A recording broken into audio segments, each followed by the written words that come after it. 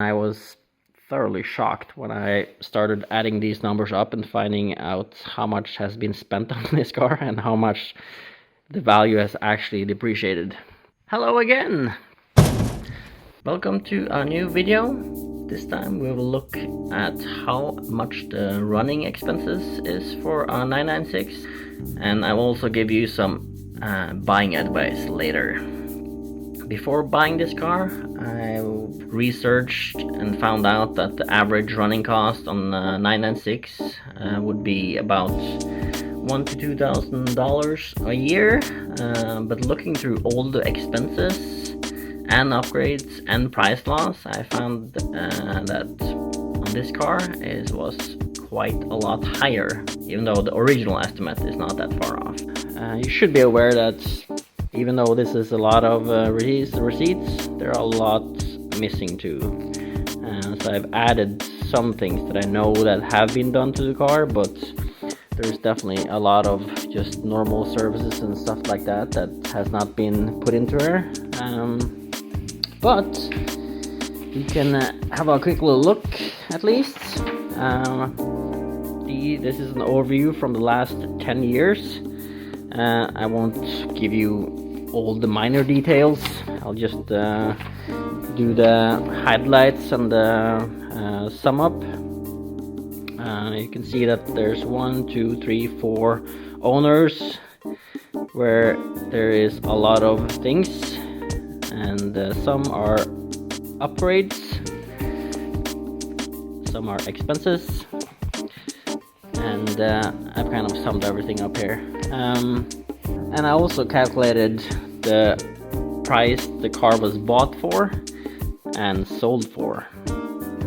So, without further ado, the total cost for all expenses the last 10 years of this car that I have the receipt for is $46,706.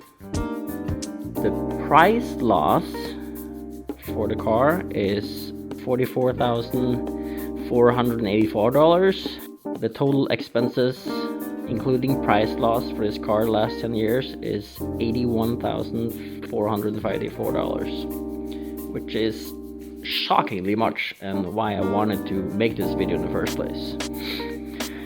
So if you take this and divide it per year, that would obviously mean $4,671 in expenses, including upgrades, while the value loss is $4,448, which is in total $8,145 per year. But this car has been tuned twice by 2 different owners, and just the rims are like $5,000, and there's been a lot of upgrades on this car. So if you subtract the upgrades, which are $26,386, the yearly service expense on this car has still been $2,032. The price loss is still $4,448.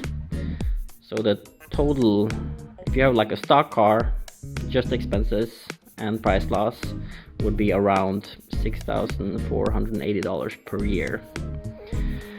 So that is a lot, and I was thoroughly shocked when I started adding these numbers up and finding out how much has been spent on this car and how much the value has actually depreciated. So hopefully I will be the first owner that can kind of turn this trend around by, hopefully the value should start rising, and hopefully I won't have as many expenses in the years coming, although I will try and use it as much as possible. And I also have made an overview of things done to the car. I'll post it on the screen so you can see it.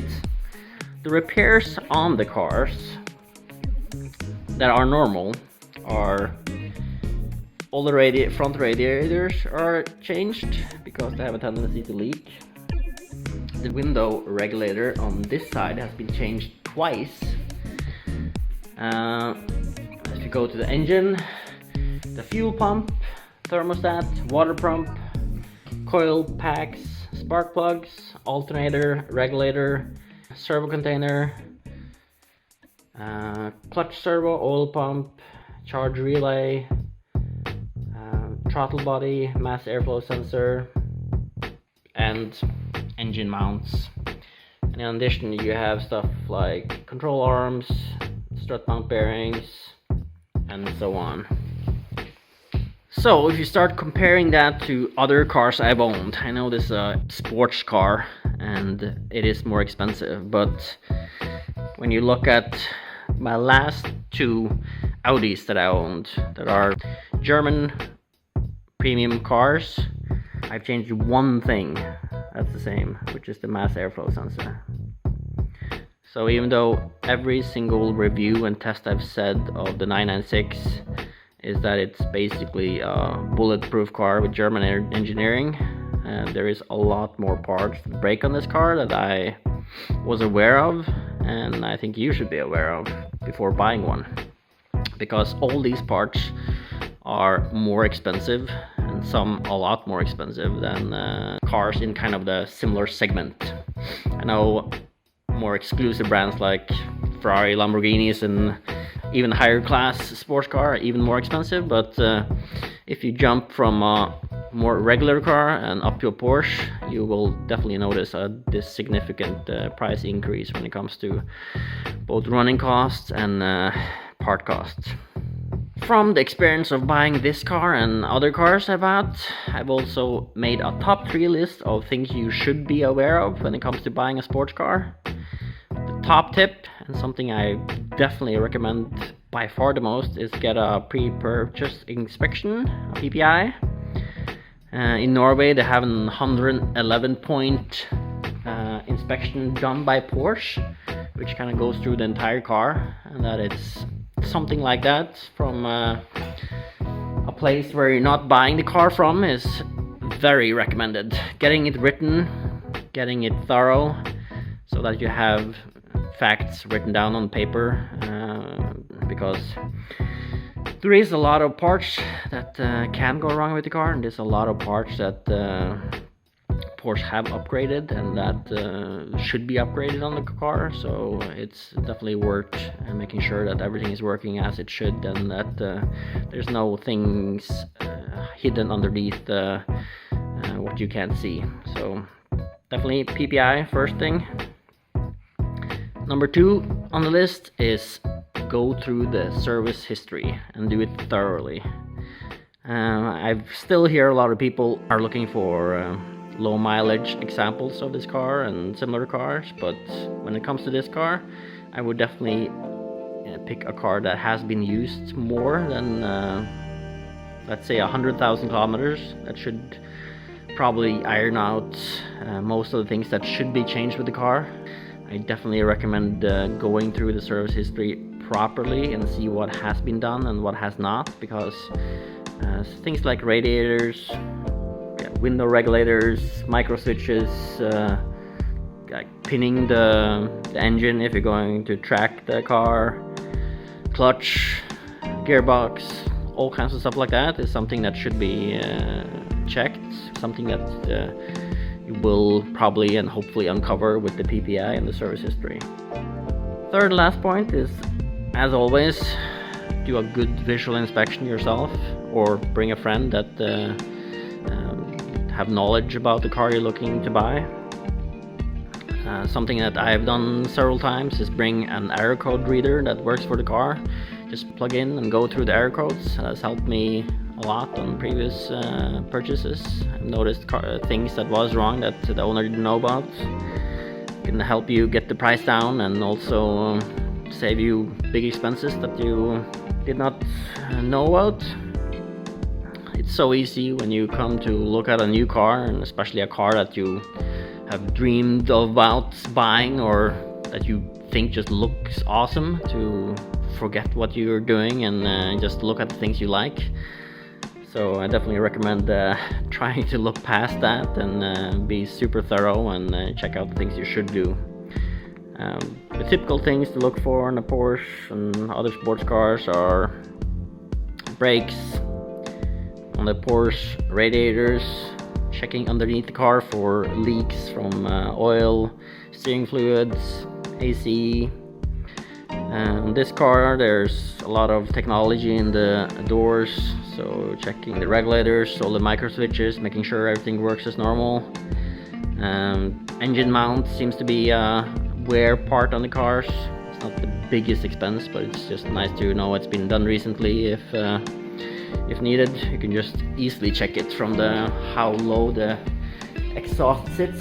It should be pretty tight underneath the bumper. So my car is due for an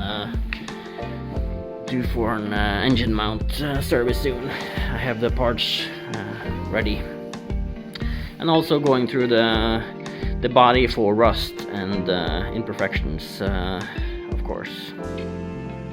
Okay, good luck with potentially looking for a Porsche, considering one, buying one.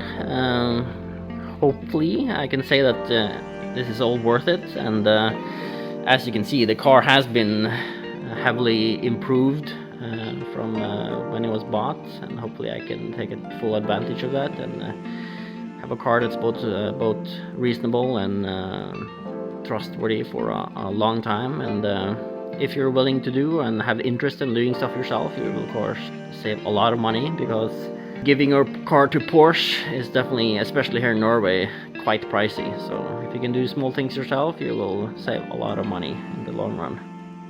The next film coming up is going to be a more practical things, fixing the car, so highly appreciate it if you want to subscribe. That will help keep the films coming. Have a great week.